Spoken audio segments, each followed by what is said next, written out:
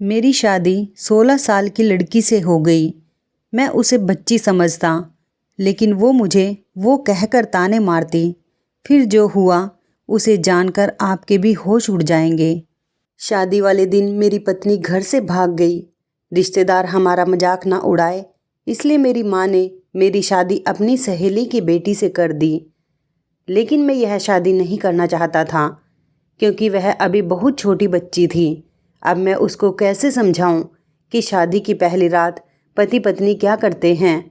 अभी मैं यही सोच रहा था कि मेरी कम उम्र पत्नी ने अचानक ही। मैं घर में सबसे छोटा था। मुझसे बड़े 2 भाई और 2 बहनें थी। सब शादीशुदा थे। मैं सबका लाडला था।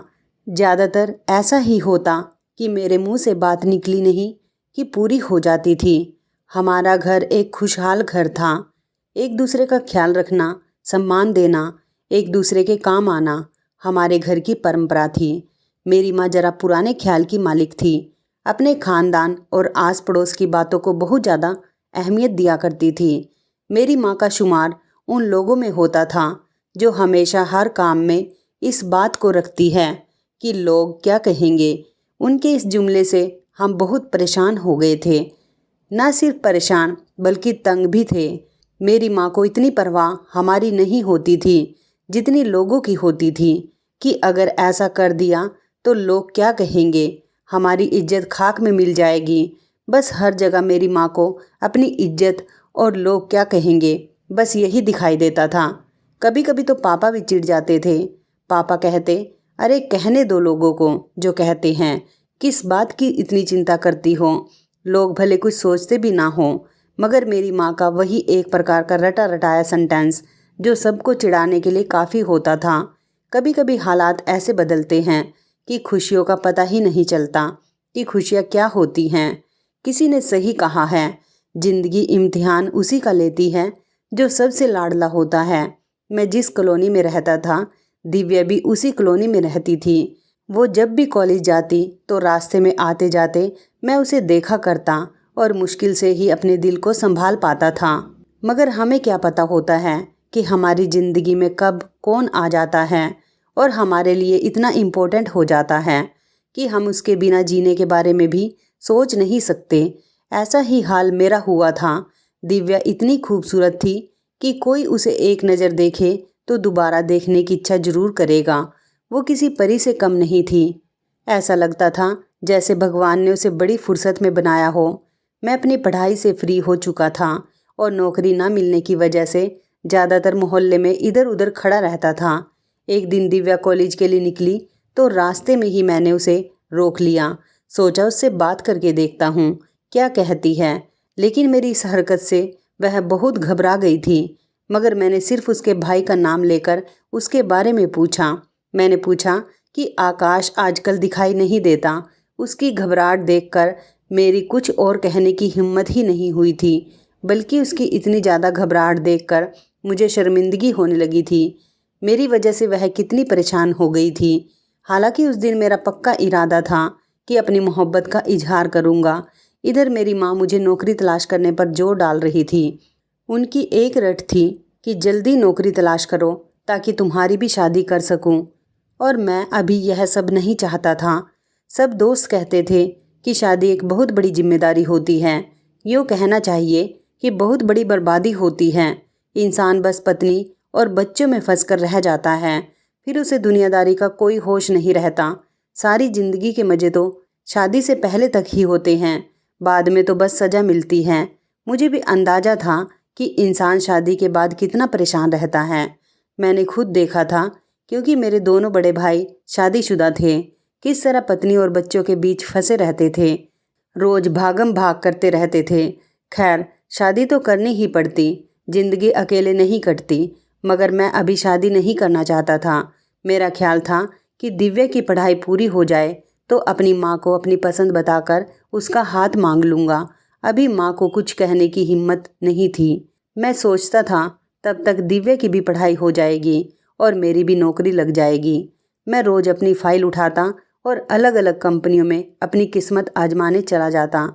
इन जगहों पर मेरे जैसे और भी ना जाने कितने लड़के आने वाले फ्यूचर के सपने सजाए हुए बैठे होते थे। इतने सारे लोगों में से किसी एक की किस्मत जगती और वह भगवान का धन्यवाद करके खुशी खुशी वापस चला जाता और बाकी सब मुंह लटकाए अपनी फाइल बगल में दबाए किसी और जगह किस्मत आजमाने निकल जाते। यह तो रोज का रूटीन बन चुका था। अपनी फाइल लिए कई घंटे किसी कंपनी में इंटरव्यू का इंतजार करना और फिर मुंह लटकाकर वापस घर आ जाना और फिर किस्मत को कोसना। यह सिर्फ मेरे साथ ही नहीं होता था, बल्कि वहाँ ना जाने कितने लोग ऐसे थे जो अपनी किस्मत आजमाने आते थे और इसी तरह मुंह लटकाए वापस चले जाते थे। मैं भी अपनी दिव्या को आते जाते देखता तो ठंडी आहें भरता कि कब मुझे नौकरी मिलेगी और कब मैं अपनी माँ को रिश्ते के लिए दिव्या के घर भेजूं। मेरे घर से 2 घर छोड़कर ही दिव्या के घर के करीब मेरे मोहल्ले का एक लड़का रहता था। उसका नाम नीरज था। उससे ज़्यादा दोस्ती नहीं थी, बस ऐसी ही थोड़ी सी हाय हेलो थी। कभी कभी क्रिकेट टीम होने की वजह से हमारी एक दूसरे से मुलाकात हो जाती थी। अच्छी शक्ल सूरत का लड़का था, रंग भी गोरा था और वह भी आजकल नौकरी की तलाश में था। उसकी पढ़ाई भी पूरी हो चुकी थी। मैंने अक्सर नोट किया था कि वह दिव्या को उसी नज़र से देखता है जिस नज़र से मैं उसको देखा करता था। फिर मैंने सोचा, हो सकता है मेरा वहम हो या फिर वैसे भी सब लड़कों की आदत होती है लड़कियों को ताड़ते रहना। मैं अक्सर यही सोचता हूँ कि लड़के तो आते जाते लगभग हर लड़की को ताड़ते हैं। यकीनन यह भी ऐसे ही देखता होगा। मगर एक दिन मैंने महसूस किया कि जब दिव्या वहाँ से गुजरती और नीरज उसे देखता तो दिव्या भी उसे देखकर मुस्कुरा देती थी। 1-2 बार तो मैंने ऐसे ही नोटिस कर लिया। फिर उसके बाद मैंने खास ध्यान देना शुरू कर दिया तो सच में दोनों की आंखें चार होते ही दोनों हल्के से मुस्कुरा देते थे। मेरे लिए यह बात बहुत ही तकलीफ देने वाली थी, लेकिन मैं बेबस था, कुछ नहीं कर सकता था क्योंकि दिव्या से मेरा कोई संबंध नहीं था। मैं किस रिश्ते के आधार पर दिव्या को उस लड़के के करीब जाने से रोकता? बस घर जाकर कमरे में इधर से उधर फिरता रहता और प्लानिंग करता रहता कि किसी भी तरह दिव्या को अपने दिल का हाल बता दूं और उस लड़के से पीछा छुड़ाऊं। मुझे कोई तरीका समझ में नहीं आता था। एक तो नौकरी की समस्या और दूसरी तरफ मेरी मोहब्बत जो मुझसे दूर जाती दिखाई दे रही थी। मेरी परेशानी दिनों दिन बढ़ती जा रही थी। क्या करूं? मुझे क्या करना चाहिए? अपनी दिन रात की सोच से परेशान रहने लगा था और अब घर वालों को भी मेरी दिनों दिन खराब होती हालत से परेशानी होने लगी कि आखिर बात क्या है। वह मुझसे अक्सर पूछते कि तुम क्यों इतना परेशान रहते हो, जो बात है वह बताओ। तो मैं टाल देता, बस नौकरी नहीं मिल रही इसलिए परेशान हूँ। लेकिन जो मेरी असल समस्या थी वह अभी मैं बताना नहीं चाहता था। मगर कब तक? आखिर एक दिन बड़ी भाभी मेरे कमरे में आई और उन्होंने बड़ा हौसला दिलासा दिया, खूब बातें की और मुझे दिल की बात कहने पर राजी कर ही लिया। और फिर मैंने भी उनके सामने दिव्या के बारे में सब कुछ बता दिया। मैंने कहा कि मैं दिव्या से प्यार करता हूँ और उससे शादी करना चाहता हूँ। मैंने भाभी से कहा कि नौकरी नहीं मिल रही, नहीं तो अब तक मैं दिव्या के घर अपना रिश्ता भेज चुका होता। भाभी ने मुझे हिम्मत और हौसला दिया कि परेशान मत हो, जब तुम्हें नौकरी मिल जाएगी तो हम सबसे पहला काम यही करेंगे कि तुम्हारा रिश्ता लेकर दिव्या के घर जाएंगे। तो उन्होंने मुझे यह भी दिलासा दिया कि तुम तब तक ऐसा करो, दिव्या को साफ शब्दों में अपनी मोहब्बत का इजहार कर दो। भाभी काफ़ी देर तक मुझे दिलासा देती रही और समझाती रही। मुझे काफ़ी हौसला मिला कि एक तरफ का मामला तो ठीक हुआ। मैं अब दिलो जान से नौकरी की तलाश में निकलता, अपनी किस्मत आजमाने चला जाता। आखिर भगवान की कृपा हुई कि एक जगह मुझे नौकरी मिल गई। जॉब अच्छी थी, मुझे बहुत सुकून मिला। घर वाले भी बहुत खुश हुए। अपनी खुशी में मैं दिव्या को भी शामिल करना चाहता था। सोचा शाम को भाभी को कहूँगा कि मेरे साथ उसके घर चले और दिव्या और उसकी मम्मी को यह खुशखबरी दे और इशारों इशारों में उन्हें बताए कि हम दिव्या से रिश्ता जोड़ना चाहते हैं। पहले तो भाभी नहीं मान रही थी, लेकिन मेरे बार बार कहने पर भाभी मान गई। मुझे बहुत खुशी हुई। मैं बहुत खुश था और ऐसा लग रहा था कि चीख चीख कर अपनी खुशी का इजहार करूं। मगर ये बचकाना इच्छा मैंने अपने दिल में ही रखी। मैंने छत पर जाकर एक लंबी सांस ली। इस दौरान मेरी नज़र सामने वाले घर की छत पर पड़ी, जहां नीरज और दिव्या आपस में बात कर रहे थे। मेरी सांस वहीं की वहीं रुक गई थी। मेरी आंखों में नफरत और दिमाग में गुस्से का तूफान चलने लगा, क्योंकि वह पूरे ध्यान से दिव्या से इशारों में कुछ बातें कर रहा था। दिव्या अपने आंगन में खड़ी थी। मुझे बहुत तेज गुस्सा आ रहा था। मैं अपने जज्बातों पर काबू नहीं पा रहा था। इतने में दिव्या की नज़र मुझ पर पड़ गई और वह जल्दी से कमरे में चली गई। मैं नफ़रत से उस लड़के को घूरने लगा। मुझे उस पर बहुत ज़्यादा गुस्सा आ रहा था। मैं मन ही मन कुछ कहने लगा कि मैं इस लड़के को छोड़ूंगा नहीं। कुछ देर बाद वह लड़का भी नीचे उतर गया। मैं फिर सोचने लगा कि अब क्या करूं। इससे पहले कि पानी सर से पार हो जाए मुझे कोई कदम उठाना ही होगा। मुझे जल्दी ही कुछ करना होगा। यही सोचते हुए मैं नीचे आ गया। सब ने मिलकर खाना खाया। फिर मैंने भाभी को सारी बात बताई और फिर भाभी से कहा कि मम्मी से भी बात करो और उन्हें इस रिश्ते के लिए तैयार करो। मैं जल्द से जल्द शादी करना चाहता हूँ। भाभी ने मुझे तसल्ली दी और कहा कि आज ही मम्मी जी को तुम्हारी पसंद के बारे में बताऊंगी और जल्दी ही समस्या का कोई हल निकालते हैं। भाभी ने यह भी कहा कि खुद को ठंडा रखो, उस लड़के को इग्नोर करो और मैंने ऐसा ही करने की कोशिश की, मगर मैं अंदर ही अंदर उबल रहा था और डर भी रहा था कि कहीं वह लड़का मुझसे पहले ही मेरी दिव्या को उड़ा न ले। खैर, मेरी चिंता देखकर भाभी ने मम्मी को सारी बात बताई। पहले तो मम्मी नहीं मानी कि अभी नहीं, अभी अभी तो नौकरी लगी है, वैसे भी पड़ोसी हैं, अगर बात ना बनी तो लोग क्या कहेंगे कि ज़रूर लड़का और लड़की पहले से सेट थे। लेकिन किसी न किसी तरह भाभी ने माँ को तैयार कर ही लिया और फिर मेरी मम्मी और भाभी मेरा रिश्ता लेकर दिव्या के घर गई और जब तक उसके घर में रही मैं बेचैनी से इधर उधर टहलता रहा और दिल ही दिल में भगवान से प्रार्थना करता रहा कि भगवान करे उसकी माँ राजी हो जाए और कोई परेशानी ना हो। करीब 2-3 घंटे बाद वह दोनों वापस आ गए। मैं जल्दी से उनके सामने गया कि मुझे देखकर बताएं कि कोई खुशखबरी है या नहीं, पर वे दोनों मेरी तरफ एक नज़र देखकर अंदर चली गई। मेरा दिल ज़ोर ज़ोर से धड़कने लगा। कई तरह के ख्याल 1 मिनट के अंदर ही दिमाग में चक्कर लगाने लगे और मुझे परेशान करने लगे। यानी कि बात नहीं बनी। मैं सोचता हुआ उनके पीछे कमरे में चला गया और मम्मी और भाभी के चेहरे को गौर से देखने लगा। वह दोनों पहले मुंह नीचे करके बैठी रही, फिर मेरी तरफ देखा और फिर अचानक ही उनकी हंसी निकल गई। मैं हैरान और परेशान उनको 2 मिनट तक देखता रहा। फिर उन्होंने मेरी हालत पर तरस खाकर मुझे बताया कि वह इस रिश्ते के लिए राजी हैं। दिव्या की मम्मी को इस रिश्ते से कोई ऐतराज़ नहीं। मैं खुशी से चीख पड़ा था। भाभी ने कहा, हाँ भाई, खुश हो जाओ, समझो तुम्हारा काम हो गया। इतने में बाकी घर वाले भी आ गए।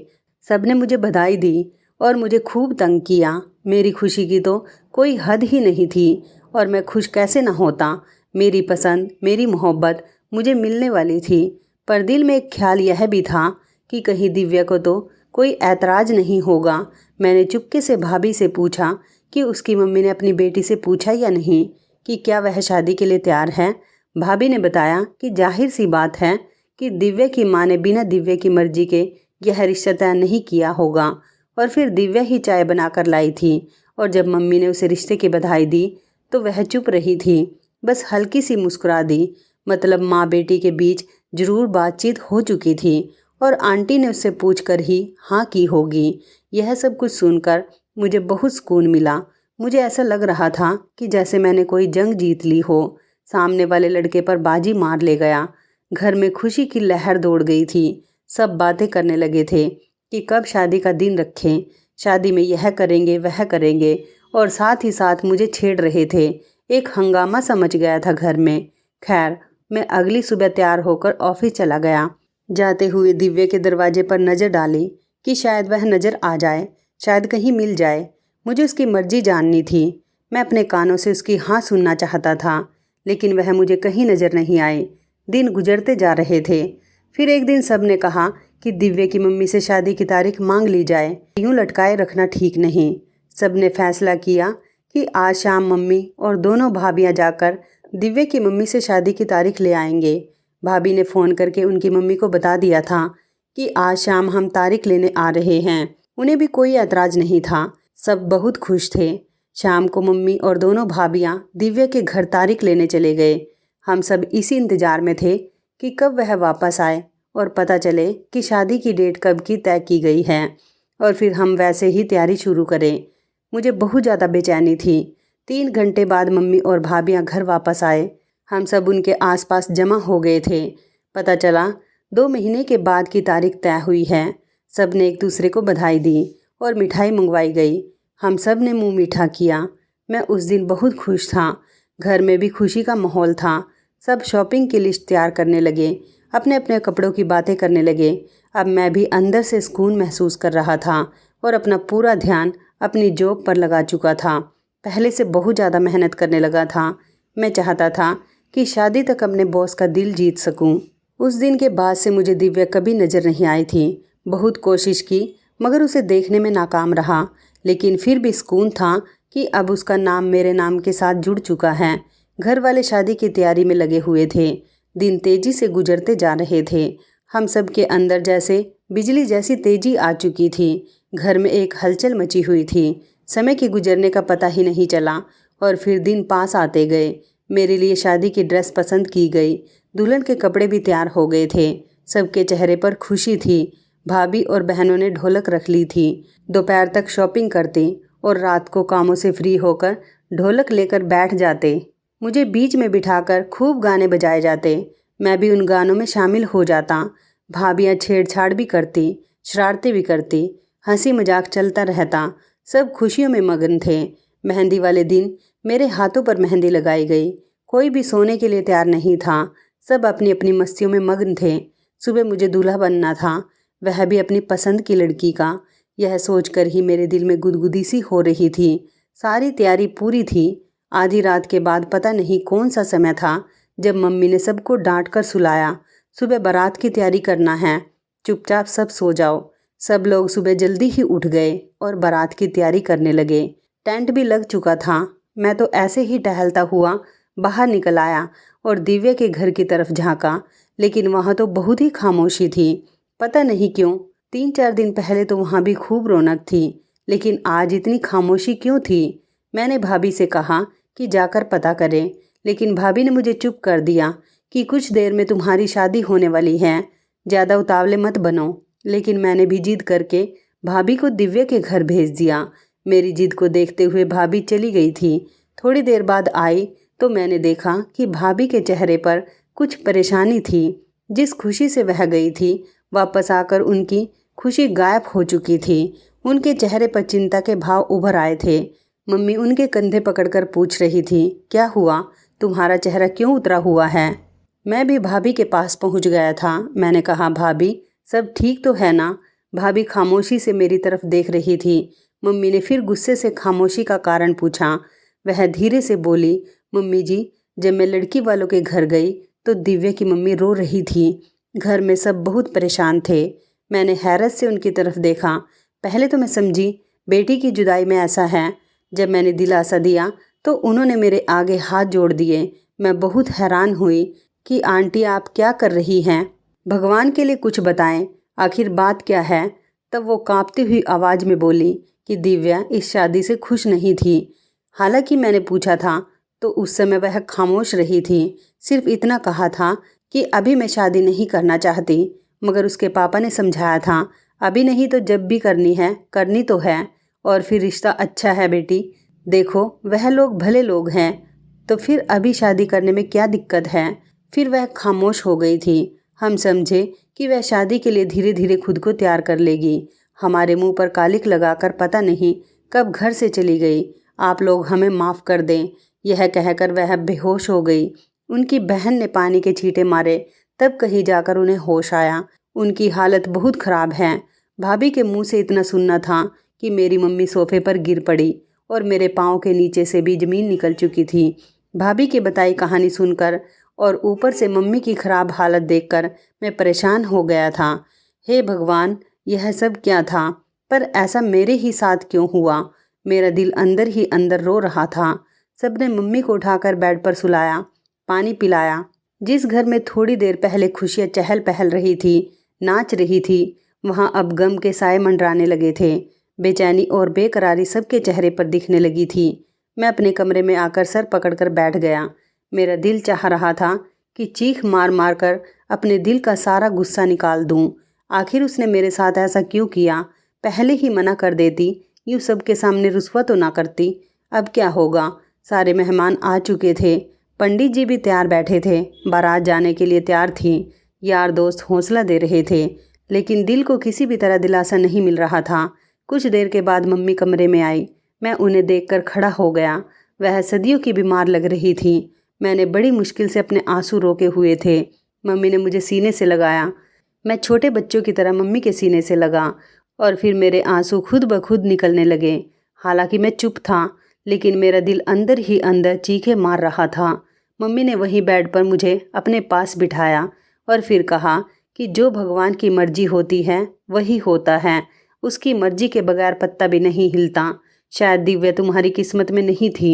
मम्मी ने मुझे बहुत हौसला दिया, लेकिन इस समस्या का जो हल बताया उसे सुनकर मेरा सर घूम गया था। मेरी आंखों के सामने अंधेरा छाने लगा। मेरी मम्मी ने कहा, देखो बेटा, सब मेहमान आ चुके हैं। अगर अब शादी नहीं हुई तो हमारा तमाशा बन जाएगा। हमारी इज्जत सरेआम उछल जाएगी और अपने घर की इज्जत बचाने का एक ही तरीका है कि तुम मेरी सहेली की बेटी अंजलि से शादी कर लो। सबके मुंह बंद करने का एक यही रास्ता है। इसके अलावा कुछ नहीं हो सकता। या तो लोगों के सामने अपनी माँ का तमाशा बनवा लो या खामोशी से मेरी बताई हुई लड़की से शादी कर लो। मैंने अपनी मम्मी से कहा, लेकिन मम्मी, वह तो बहुत छोटी है और मैं अभी शादी नहीं करना चाहता। मुझे थोड़ा टाइम दे। मैंने मम्मी से विनती भरे शब्दों में कहा। मम्मी ने कहा, टाइम? किस बात का टाइम? तुम्हारी पसंद पर हम सब ने खामोशी से सर झुका दिया था। तुम्हारे कहने पर उसके घर रिश्ता लेकर गए। तुम्हारी पसंद पर कोई ऐतराज नहीं किया। अब अगर भगवान को मंजूर नहीं था तो भलाई इसी में है कि तुम भी खामोशी से भगवान की इस मर्जी पर अपना सर झुका दो और मेरी बात मान लो और उस लड़की से शादी कर लो। हमने भी तो तुम्हारी बात मानी थी। जिस लड़की के बारे में तुमने कहा, हम उसके घर तुम्हारा रिश्ता लेकर गए, लेकिन उसने अपने माँ बाप की इज्जत का भी ख्याल नहीं किया। तो अब उसके बारे में सोचना बेवकूफ़ी है। जो अपने सगे माँ बाप की ना हो सकी, वह किसी और की क्या होगी। बस अब मुझे और ज़्यादा परेशान मत करो। मैंने तुम्हारे भाइयों को बोल दिया है, वह होटल में इंतजाम करने चले गए हैं। अब अगर तुमने मना किया तो मेरा मरा मुँह देखोगे। मम्मी यह कहकर रोने लगी। नहीं नहीं मम्मी, ऐसी बातें मत करो। भगवान आपको मेरी भी उम्र लगा दे। मुझे आपकी ज़िंदगी बहुत प्यारी है। उससे ज़्यादा कोई भी चीज़ प्यारी नहीं। आप पर मेरी हर खुशी कुर्बान है। मैंने तड़प कर अपनी माँ के कदमों में बैठते हुए कहा, आप जैसा कहेंगे वैसा ही होगा। मैंने अपना सर अपनी माँ की गोद में रख दिया। मम्मी ने अपना हाथ मेरे सर पर रखा और मुझे आशीर्वाद दिया और बोली, एक धोखेबाज लड़की के पीछे खुद को बर्बाद मत करो। ज़िंदगी में बहुत सारे उतार चढ़ाव आते हैं। किसी एक के जाने से ज़िंदगी नहीं रुक जाती। अगर उसने तुम्हारी इज्जत की परवाह नहीं की तो तुम भी ज़िंदगी में आगे बढ़ो, सब कुछ भूल कर। मैंने अपने आंसू अंदर ही अंदर पी लिए थे। खैर, घर के खास लोगों को प्रोग्राम के बारे में बता दिया गया था। लोगों को कहा गया कि अब होटल में बारात जाएगी। कुछ बातों को इधर उधर करके भाभी और मेरी बहनों ने बात संभाल ली थी। बुझे हुए चेहरों के साथ और भारी कदमों के साथ मैं गाड़ी तक पहुंचा। सजी हुई गाड़ी अब मुझे वीरान लग रही थी। खैर, मेरी शादी हो गई। कैसे हुई मुझे कुछ भी नहीं पता। अब मुझे शादी में कोई दिलचस्पी नहीं थी। बस मेरी माँ को दिया हुआ वादा निभा रहा था। अपनी सोच में इतना गुम था कि पता नहीं चला कब दुल्हन लेकर मैं वापस घर आ गया। मुझे यह सब एक भयानक सपना लग रहा था। बारात भी गई, दुल्हन भी आए, मगर सब एक मजबूरी में किया गया। मुझे दिल के साथ सब घर वालों का जो जोश था वह खत्म हो गया था। फिर भी हर एक रस्म को पूरा किया गया। लोगों का मुंह बंद रखने के लिए मजबूरी में यह शादी हुई या फिर ज़बरदस्ती करवाई गई। मैं सोफे पर किसी लाश की तरह गिर गया। सब मेरी हालत को अच्छी तरह समझ रहे थे। जिस इंसान की होने वाली पत्नी घर से भाग जाए, उसके मुंह पर जो जूता पड़ता है और जो बेइज्जती होती है, वह शायद ही कोई समझ सकता हो। जिंदगी बेईमानी और बेमकसद हो जाती है। ऐसा लगता है कि हर देखने वाली नज़र उस आदमी पर हंस रही हो। मैं सर पकड़े अपने ख्यालों में बैठा था। उसी पल मुझे अपने कंधे पर किसी के हाथ का स्पर्श महसूस हुआ। मैंने मुड़कर देखा तो वह मेरी माँ का हाथ था। मम्मी ने कहा कि बेटा कुछ खा लो। वहाँ भी कुछ नहीं खाया। मम्मी को मेरी हालत का अंदाज़ा था। उन्हें पता था कि मैं भूखा हूँ। माँ भी भगवान का दिया हुआ क्या तोहफा होती है। कुछ कहे बिना सब कुछ समझ जाती है। मम्मी ने फिर कहा, उठो, खाना लगा दिया है, कुछ खा लो। मम्मी ने प्यार से मेरे सर पर हाथ फेरते हुए कहा, मम्मी, मुझे भूख नहीं है। मैंने उनके हाथ थामते हुए कहा, लेकिन मम्मी ने ज़बरदस्ती की तो उनकी खातिर थोड़ा सा खा लिया। भाभी ने कहा, जाओ अब अपने कमरे में। मैंने उनकी तरफ देखा कि प्लीज़ अब तुम मेरे साथ कोई ज़बरदस्ती मत करो। मेरी आंखों में बेबसी के आंसू चमकने लगे थे। भाभी ने मुझे समझाया कि बुरी बात है, अब वह तुम्हारी पत्नी है, उसकी जिम्मेदारी उठाना अब तुम्हारा फ़र्ज है। तुम्हारे लिए भले ही आज की रात सबसे बुरी रात हो, लेकिन उसके लिए तो यह सपनों भरी रात है। आज की रात के लिए उसने भी ना जाने कितने सपने सजाए होंगे। मैं मरे हुए कदमों से अपने कमरे की तरफ चल पड़ा। वह कमरा जिसमें रहते हुए एक लंबा समय गुजर गया था। अपने कमरे से मुझे बहुत प्यार था। अपने कमरे के अलावा मुझे कहीं भी नींद नहीं आती थी। आज वही कमरा मुझे ऐसा लग रहा था जैसे वह कमरा कोई अंधेरी गुफा हो। वह कमरा मुझे अजनबी लग रहा था। उस कमरे में जाने को बिल्कुल भी दिल नहीं कर रहा था, लेकिन क्या करता, मजबूरन जाना पड़ा। मैंने कमरे का दरवाज़ा खोला। नज़र उठाकर देखने की भी हिम्मत नहीं थी। फिर भी थके कदमों के साथ जाकर कुर्सी पर बैठ गया। मैं नज़र नहीं उठा पा रहा था। दिल पर एक बोझ सा था। सामने बेड पर जो दुल्हन दिव्या बैठी हुई थी, मुझे उसे अपनी पत्नी स्वीकार करने के लिए मेरा दिल बिल्कुल भी नहीं मान रहा था। भला मैं उसे कैसे पत्नी स्वीकार करता? कल तक मेरे दिल में कोई और थी, किसी और को लेकर मैं सपने सजा रहा था। आज अचानक सब कुछ बदल चुका था और फिर मेरे सामने बैठी लड़की मुझसे उम्र में बहुत ही छोटी थी। मैं उसे अपनी पत्नी का स्थान कैसे दे सकता था? मैंने जूते उतारकर साइड रखे और फिर अपनी शेरवानी उतारने लगा और फिर बस ऐसे ही एक निगाह अपनी दुल्हन की तरफ गई थी। लेकिन यह देखकर हैरान रह गया कि वह बेड से टेक लगाए मज़े से सो रही थी। सोते हुए वह एक मासूम सी बच्ची लग रही थी। मैं सोचने लगा कि ये जुर्म नहीं तो फिर क्या है? मेरे घर वालों को ऐसा नहीं करना चाहिए था। क्या ये मेरी पत्नी बनकर रह सकती है? क्या मैं इसे पत्नी का स्थान दे सकूंगा? क्या ये पत्नी होने का मतलब भी समझती हैं? पत्नी होने के क्या हक होते हैं? क्या ये पूरे कर पाएगी? हे भगवान, मेरे घर वालों ने यह क्या कर दिया? मैं उस लड़की को देखते देखते सोच रहा था। मैं धीरे से अपने बेड पर आया और एक तरफ को लेट गया ताकि उसकी नींद खराब ना हो। पता ही ना चला कि कब नींद आई और मैं सो गया। और जब आँख खुली तो ऐसा लगा कि जैसे अभी आँख लगी और अभी खुल गई, जैसे सूरज बहुत जल्दी निकल आया हो। करवट बदली तो चौंक कर एकदम सीधा होकर बैठ गया, क्योंकि मेरी ज़बरदस्ती की पत्नी मेरे करीब बैठी मुझे देखकर मुस्कुरा रही थी। मुझे बिल्कुल भी इस तरह की हरकत की उम्मीद नहीं थी। मैं तो उसे नासमझ जानकर टाल रहा था। मुझे अचानक इस तरह से चौंकता देखकर वह खुलकर हंस पड़ी थी कि आप तो डर गए। मैंने कहा, नहीं नहीं, डरना किस बात का। फिर वह कहने लगी, आप रात को बहुत देर से कमरे में आए थे। उसने मेरा हाथ अपने हाथों में लेते हुए कहा। मैं उसकी इस हरकत से एकदम चौंक गया। मेरे माथे पर पसीने की बूंदें चमकने लगी।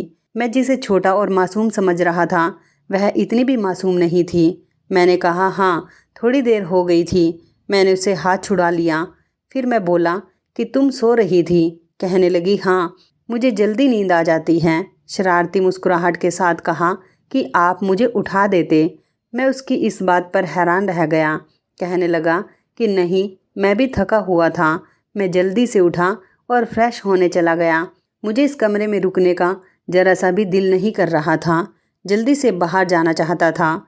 और फिर मैं जैसे ही फ्रेश हुआ, तैयार होकर जल्दी से बाहर जाने लगा तो वह बोलने लगी, आप कहाँ जा रहे हैं? मैंने कहा, कहीं नहीं, अभी आता हूँ। यह कहकर मैं टीवी रूम में सोफे पर आकर बैठ गया। मैं सोचने लगा कि यह मेरे साथ क्या हो रहा है। फिर मेरा ध्यान दिव्या की तरफ चला गया। क्या दिव्या उस सामने वाले नीरज को पसंद करती थी? क्या वह दोनों साथ भाग गए हैं?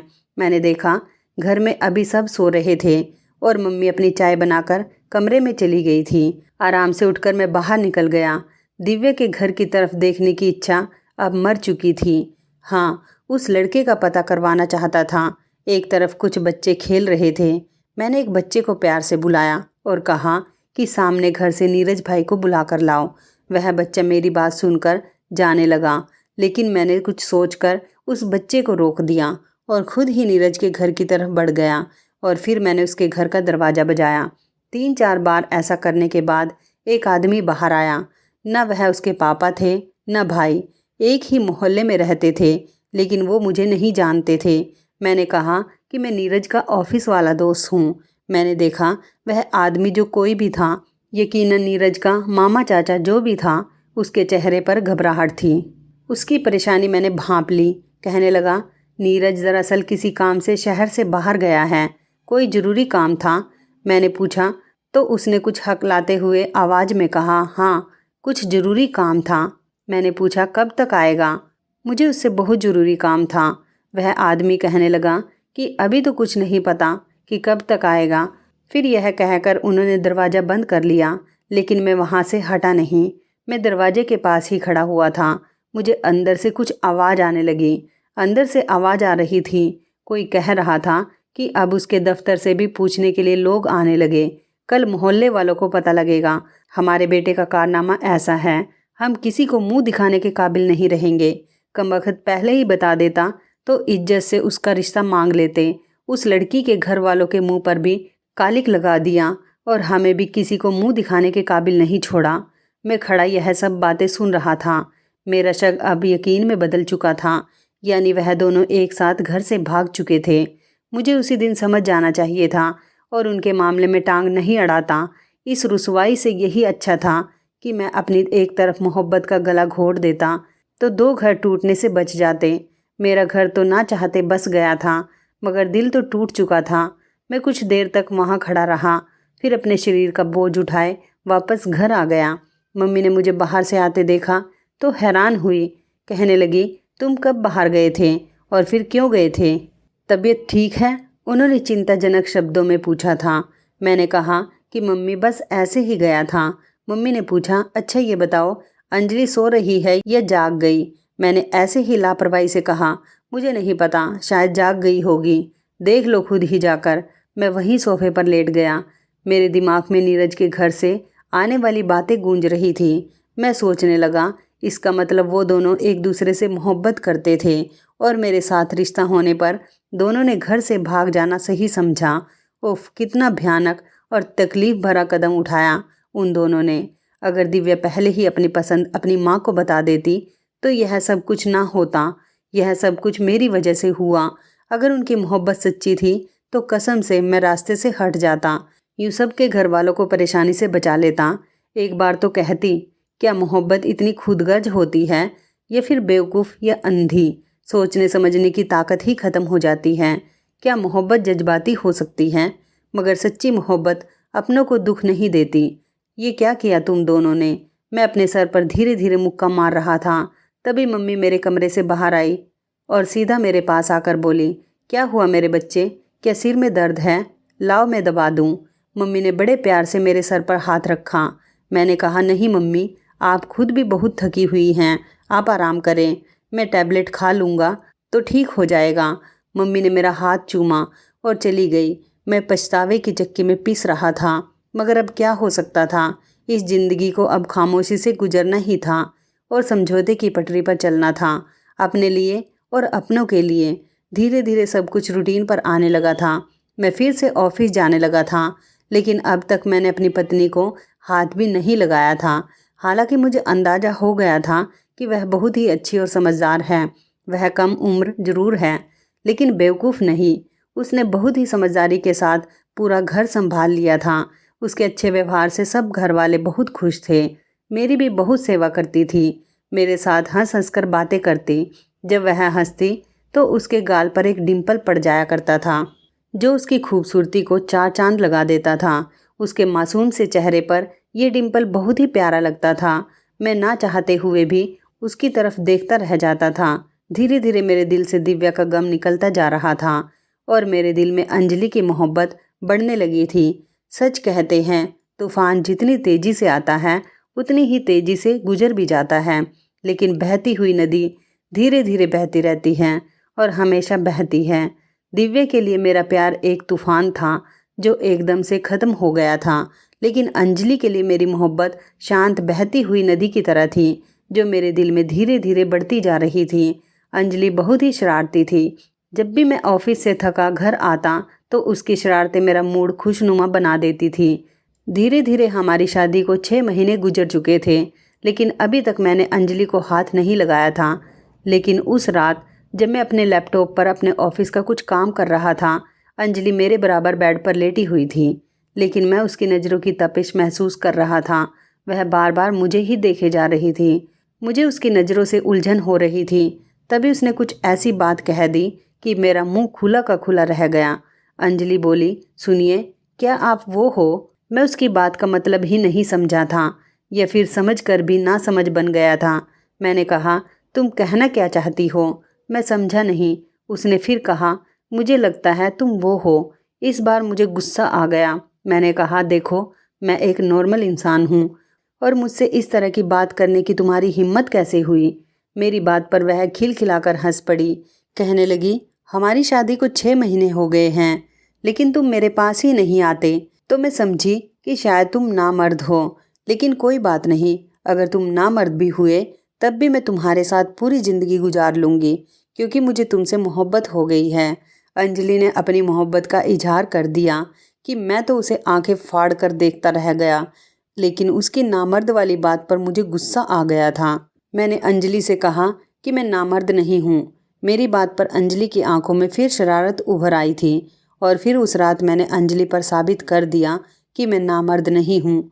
मैंने उसके खूबसूरत और नाजुक से शरीर को बाहों में भर लिया था और पूरी रात अपनी मोहब्बत से सराबोर करता रहा। अब तक मेरे मन को शायद दिव्या जकड़े हुई थी, लेकिन अब मेरे मन पर पूरी तरह अंजलि का कब्जा हो चुका था। अंजलि को बाहों में भरते ही दिव्या का ख्याल दूर दूर तक मेरे दिमाग में नहीं था। अब सिर्फ अंजलि ही मेरी ज़िंदगी थी, अंजलि ही मेरी मोहब्बत थी। मेरी और अंजलि की शादीशुदा ज़िंदगी की शुरुआत हो चुकी थी और मैं अंजलि के साथ बहुत खुश था। मुझे अंजलि से कोई शिकवा नहीं था। दिनों दिन मेरी और अंजलि की मोहब्बत बढ़ती ही जा रही थी। कभी कभी तो मुझे खुद पर हैरत होती कि फिर भला वो क्या था जो मैं दिव्या के लिए महसूस करता था, क्योंकि अब तो मेरे दिल में दिव्या का कहीं कोई नाम ही नहीं था। कुछ समय बाद पता चला कि नीरज वापस लौट आया है, लेकिन दिव्या नहीं आई थी। मुझे पता था कि दिव्या और नीरज साथ गए थे। नीरज के माँ बाप को भी पता था कि दिव्या और नीरज साथ गए थे, लेकिन जब नीरज आ गया तो दिव्या क्यों नहीं आई? मेरे दिल में अजीब हलचल होने लगी थी। दिव्या के माँ बाप को शायद पता नहीं था कि दिव्या किसके साथ गई है। वह लोग तो यही सब्र किए बैठे थे कि उनकी लड़की घर से भाग गई है और किसी के साथ ज़िंदगी हंसी खुशी गुजार रही होगी। लेकिन नीरज को देखकर मुझे दिव्या के लिए इंसानियत के नाते चिंता होने लगी। पता नहीं वह कहाँ कहाँ धक्के खा रही होगी, लेकिन जो कुछ उसके नसीब में हुआ है खुद उसने ही अपने हाथों लिखा है। इसमें कोई किसी का कुछ नहीं बिगाड़ सकता। शायद माँ बाप का दिल दुखाने वाली लड़कियों का यही अंजाम होता है। वह कभी ज़िंदगी में खुश नहीं रह सकती। माँ बाप के फैसले कभी गलत नहीं होते। वो अपने बच्चों के लिए हमेशा भला ही सोचते हैं। मैंने अंजलि पर एक प्यार भरी नज़र डाली। वह भी मुझे देखकर मुस्कुरा रही थी। मेरी ज़िंदगी में तो अब किसी बात की कमी नहीं थी, लेकिन इंसानियत के नाते मैं सब कुछ जानकर भी अनजान नहीं बन सकता था। मैंने दिव्या के माँ बाप को सारी सच्चाई बता दी नीरज के बारे में। और फिर जब नीरज के माँ बाप ने पुलिस के जरिए नीरज से पूछताछ की तो उसने सच उगल दिया कि वह दिव्या को साथ ले गया था। वह बिना शादी के ही एक साथ रह रहे थे। नीरज ने बताया कि 2 महीने तक साथ रहने के बाद मैंने दिव्या को छोड़ दिया था। दिव्या डर की वजह से अपने माँ बाप के पास नहीं आना चाहती थी और वहीं कोई छोटी मोटी नौकरी करके अपना गुजारा कर रही थी। पुलिस के जरिए दिव्या के माँ बाप दिव्या को वापस ले आए और अब इस इंतज़ार में बैठे हैं कि दिव्या की किसी अच्छी जगह शादी हो जाए। नीरज को पुलिस वालों ने जेल में डाल दिया, पर जो भी था, नीरज को इस तरह नहीं करना चाहिए था, क्योंकि दिव्या ने उस पर कितना भरोसा किया था। दोस्तों, मैं बस इतना कहूँगी कि माँ बाप कभी गलत फैसला नहीं करते। तो इस कहानी के बारे में आपकी क्या राय है? कमेंट करके ज़रूर बताइएगा। दोस्तों, आपको हमारी ये कहानी कैसी लगी? आप हमें कमेंट बॉक्स में ज़रूर बताएं। यदि आपके पास भी ऐसी कोई प्यारी सी कहानी है या फिर ऐसी कोई कहानी जिससे कुछ शिक्षा मिले, तो आप हमारे साथ उसको ज़रूर शेयर करें। दोस्तों, यदि आपको हमारी ये वीडियो अच्छी लगे तो आप हमारी इस वीडियो को लाइक शेयर ज़रूर करें और ऐसी ही दिल को छू लेने वाली प्रेरणादायक कहानियाँ सुनने के लिए हमारे चैनल को भी सब्सक्राइब करें। यदि आप हमें फेसबुक पर देख रहे हैं तो आप हमारे फेसबुक पेज को लाइक और फॉलो ज़रूर करें। तो दोस्तों, फिर मिलते हैं ऐसी ही ज़बरदस्त कहानी ये टिप्स के साथ नई वीडियो में। तब तक के लिए धन्यवाद। आप सभी अपना ख्याल रखना। आपका दिन शुभ व मंगलमय हो।